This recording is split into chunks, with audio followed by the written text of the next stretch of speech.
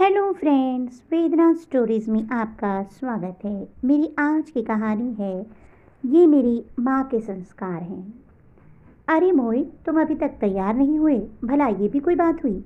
वहाँ मम्मी इंतज़ार कर रही होगी। पापा का ऑपरेशन होना है, मुझे वहाँ होना चाहिए, और तुम हो कि अभी तक तैयार ही नहीं हुए हो। गरिमा बैग में ज़रूरी सामान रखते हुए मोहित से बोली। उसकी बात सुनकर चाय पीते हुए मोहित ने अपना कप एक तरफ रखा और कहा, अरे यार, चले जाएंगे ना। इतनी जल्दी भी क्या है? वहाँ तुम्हारे भाई भाभी सब तो हैं। फिर क्यों इतनी परेशान हो रही हो? वैसे भी एक छोटा सा ऑपरेशन ही तो है, और जो जिसका दर्द है वो उसे खुद ही झेलना है। वहाँ हम भला क्या कर लेंगे? उसकी बात सुनकर गरिमा के हाथ वहीं रुक गए। कैसी बातें कर रही हो तुम? भाई भाभी सब अपनी जगह है और मैं अपनी जगह हूँ। आखिर मैं भी बेटी हूँ, मुझे भी उनकी चिंता होती है। सभी बच्चों के वहाँ होने से मेरी मम्मी को भी तो हिम्मत मिलेगी। और छोटा सा ऑपरेशन है तो क्या हुआ? है तो ऑपरेशन ही ना। हम सभी को वहाँ देखकर पापा को भी थोड़ी हिम्मत मिलेगी। अच्छा, तुम्हें जाना है तो तुम जाओ। वैसे भी अपेंडिक्स का ऑपरेशन है, सब कुछ जल्दी ठीक हो जाएगा और एक दो दिन में छुट्टी भी मिल जाएगी। मैं घर पर ही आकर मिल लूँगा। वैसे ही मुझे बहुत काम है। तुम्हारे काम ज़्यादा ज़रूरी है या मेरे पापा ज़्यादा ज़रूरी हैं? अगर काम के पीछे इतना ही भागना था तो शादी ही क्यों की तुमने? किसी रिश्ते की कोई अहमियत नहीं है तुम्हारी ज़िंदगी में? ये तुम कह रही हो? तुम्हारे मुँह से तो ये बात बिल्कुल अच्छी नहीं लगती। अचानक मोहित ने चेहरे पर व्यंग्यात्मक हंसी लाते हुए कहा। उसकी बात सुनते ही गरिमा झेप कर चुप हो गई। ये देखकर मोहित बोला, अपने मायके पर बात आई तो दुख हुआ। मायके का दुख दुख है और ससुराल का दुख कुछ भी नहीं। अपने पापा के छोटे से ऑपरेशन में तुम इतना घबरा रही हो तो सोचो मेरे परिवार पर उस समय क्या बीती थी। तब तो तुमने मुझे इन्फॉर्मेशन देना तक जरूरी नहीं समझा था।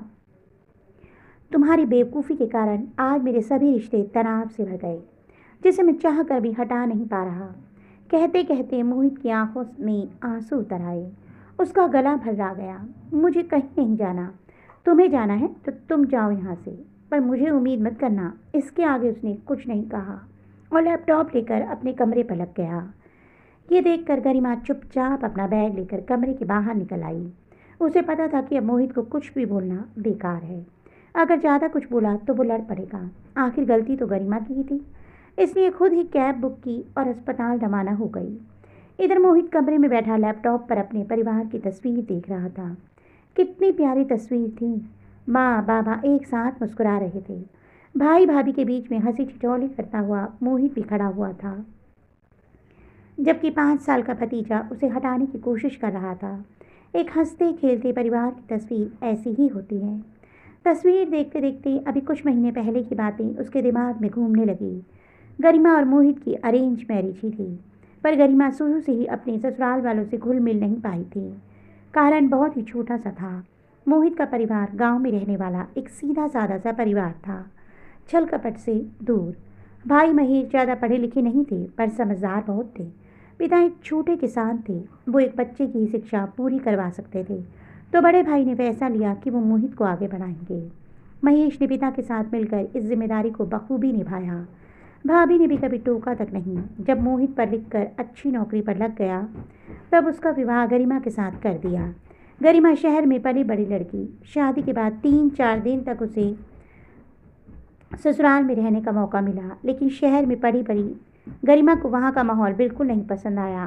खैर, मोहित की नौकरी तो शहर में थी। उसे तो पता था कि उसे शहर में ही जाकर रहना है, इसलिए जैसे तैसे वो 2-3 दिन भी झेल गई। लेकिन उसके बाद पलट कर गाँव कभी नहीं गई। एक दिन बाबा की तबीयत अचानक ख़राब हो गई। इलाज के लिए पैसों की ज़रूरत थी। अचानक इतना पैसा कहाँ से आए, वो भी एक छोटे किसान के पास। इसलिए उन्होंने मोहित को फ़ोन लगाया, पर उस दिन मोहित ज़रूरी मीटिंग में था, इसलिए उसने फ़ोन रिसीव नहीं किया। इस कारण महेश ने गरिमा को फ़ोन लगाया। गरिमा बहू, वो बाबा की तबीयत बहुत ज़्यादा ख़राब हो गई है। अस्पताल में उनके इलाज के लिए पैसों की ज़रूरत थी, इसलिए मोहित को फ़ोन लगाया, पर मोहित फ़ोन उठा नहीं रहा है। क्या तुम मुझ तक मेरा संदेश पहुंचा दोगी? उसका ऑफिस घर से 15 मिनट की दूरी पर ही है। ये बहुत ज़रूरी है। जी भैया जी, मैं देखती हूँ। मैं आपका मैसेज उन तक पहुँचाती हूँ, गरिमा ने मुंह बनाते हुए कहा और फ़ोन रख दिया। बस पैसों के लिए फ़ोन कर दिया। छोटा भाई ना हुआ, पैसे कमाने की मशीन हो गया। सरकारी अस्पताल में इलाज करा लेते, लेकिन नहीं, यहाँ तो भाई कमा रहा है ना। बड़बड़ाती हुई गरिमा अपने ही कामों में लग गई। उससे मोहित के ऑफिस में जाने की जहमत भी नहीं उठाई। 15 मिनट बाद महेश का दोबारा फ़ोन आया तो इस बार गरिमा ने फ़ोन ही नहीं उठाया। गरिमा जानती थी कि मोहित कम से कम 2-3 घंटे तक फ़ोन नहीं उठाएगा, क्योंकि आज सुबह ही मीटिंग के कारण उसने फ़ोन के लिए मना किया था। जब बार बार महेश का फ़ोन आने लगा तो थक हार कर उसने फ़ोन उठाया, लेकिन इस बार महेश की जगह माजी बोल रही थी। अरे बहुरिया, ज़रा मोहित से बात करा देना बिटिया, बहुत ज़रूरी है। बाबा को बहुत तकलीफ़ हो रही है, उससे बात कर लेंगे तो थोड़ी उनको हिम्मत मिलेगी। अब माँ जी मैं भी क्या करूँ, ये ज़रूरी मीटिंग में है, नहीं तो मैं आपकी बात करवा ही देती ना। अब आप तो गांव बैठे हो, पर यहाँ शहर में भी तो 10 समस्याएं हैं, इनका भी तो अपने ऊपर वालों को जवाब देना पड़ता है। मैं कोशिश तो कर रही हूँ, अब इससे ज़्यादा मैं क्या कर सकती हूँ, गरिमा तुनकते हुए बोली। बहुरिया तनिक सुन तो। पर गरिमा ने फ़ोन काट दिया और साथ ही उसे वाइब्रेशन पर भी करा दिया और अपने कमरे में जाकर सो गई। अब कम से कम 2 घंटे तक चैन की नींद सोना चाहती हूँ। अब तो चाहे कुछ भी हो जाए मैं किसी के लिए नहीं उठूंगी, कहकर वो अपनी नींद पूरी करने लगी। लेकिन अभी 1 घंटा ही हुआ था कि दरवाजे पर जोरदार दस्तक हुई, जिससे गरिमा की नींद खुल गई। इस समय दोपहर में कौन आया होगा घर पर, चैन से रहने भी नहीं देते। बड़बड़ाती हुई गरिमा ने जाकर दरवाज़ा खोला तो सामने मोहित गुस्से में खड़ा हुआ था। गरिमा कुछ कहती इससे पहले ही मोहित ने अंदर आते हुए गरिमा को गाल पर थप्पड़ भी मारा। मेरे बाबा को मार दिया तुमने, मैं तुम्हें कभी माफ़ नहीं करूँगा। एक तो गाल पर पड़ा थप्पड़, ऊपर से बाबा की मौत की खबर सुनकर गरिमा हक्की बक्की रह गई।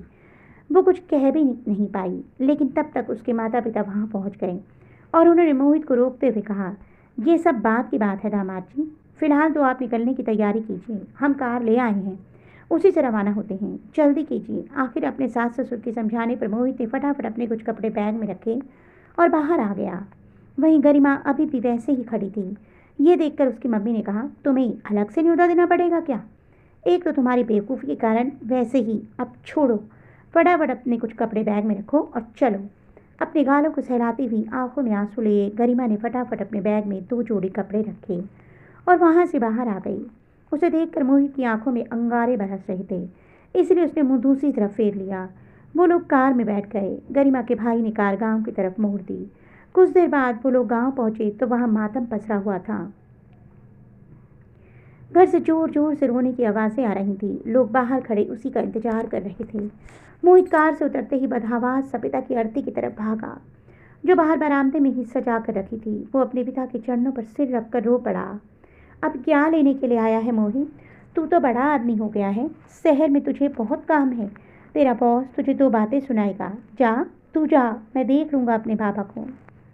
अचानक महेश ने कहा। उसकी बात सुनकर मोहित हक्का बक्का उसे देखता रह गया।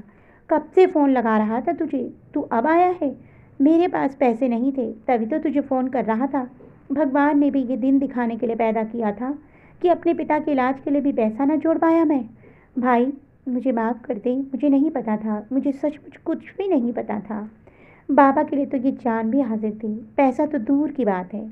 मोहित अपने भाई के गले लगकर बोला, अब तेरी जान का क्या करूँगा मैं? तू जा, तू मेरे मन से उतर गया आज, कहकर महेश ने मोहित को परे हटा दिया। लेकिन अंतिम संस्कार तो होना ही था। सो बाबा का अंतिम संस्कार तो हो गया। 15 दिन मोहित वहीं रहा, लेकिन महेश ने उससे ठीक से बात तक नहीं की। इन 15 दिनों में गरिमा ने भी माफ़ी मांगी, पर जो हो चुका था वो तो हो चुका था। मोहित ने वही फैसला ले लिया था कि अब वो गरिमा के साथ नहीं रहेगा। लेकिन माँ ने मना कर दिया। तेरे बाबा को तो इस दुनिया में चले गए, अब तू यह रिश्ता क्यों तोड़ रहा है? अपनी गलती की माफ़ी मांग तो रही है वो। खबरदार, जो तूने उससे रिश्ता तोड़ने की बात की तो। माफ़ करने वाला बड़ा होता है। माँ के आगे मोहित की बिल्कुल न चली। वो शहर वापस आ तो गया, लेकिन ये टीस हमेशा उसके मन में रही। घर में सब उससे बात करते, पर महेश मोहित से कभी भी फ़ोन पर बात नहीं करता। हालांकि इस बात को भी महीने बीत चुके हैं। माँ के बीच में पड़ने के कारण उसका और गरिमा का रिश्ता भी नॉर्मल हो चुका है। इधर गरिमा हॉस्पिटल पहुंच चुकी थी। पापा का ऑपरेशन हो चुका था, पर मम्मी ने एक बार भी नहीं पूछा कि मोहित क्यों नहीं आया। आखिर वो भी अच्छे से जानती थी कि उनकी बेटी ने हरकत ही ऐसी की है, तो वो मोहित से क्या शिकायत करे। खैर, 1 घंटे बाद जब गरिमा वापस आने के लिए निकल रही थी तो मोहित उसके पापा से मिलने आ गया। मोहित को देखकर उसके पापा बहुत खुश हुए। उनका हालचाल पूछने के बाद मोहित वहाँ से रवाना होने लगा। तब गरिमा ने धीरे से कहा, थैंक यू, तुम मेरे पापा से मिलने आए। उसकी बात सुनकर मोहित ने सिर्फ एक नज़र उसकी तरफ देखा और कहा, ये मेरी माँ के संस्कार हैं। उसने ही कहा था कि माफ़ करने वाला बड़ा होता है। और फिर तुम्हारे पापा की तो इसमें कोई गलती नहीं थी। कहकर मोहित नीचे आ गया। पीछे पीछे गरिमा भी आ गई और दोनों अपने घर रवाना हो गए।